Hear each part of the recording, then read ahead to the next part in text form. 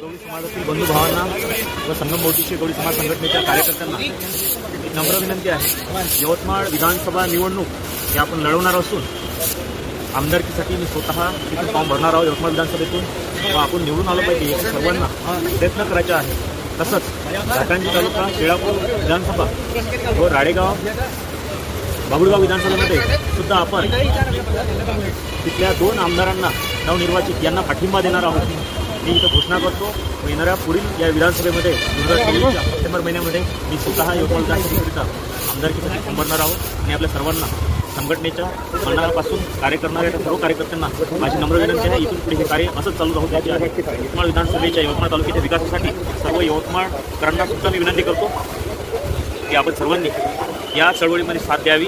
या बारीनं आपल्याला ज्याला निवडून द्यायचं आहे नेहमीच पक्षाचं राजकारण न करता एक नवीन चेहरा उदयास आणायचा आहे. आता आपण सर्वांना सहकार्य सपोर्ट केला, पाठिंबा दिला.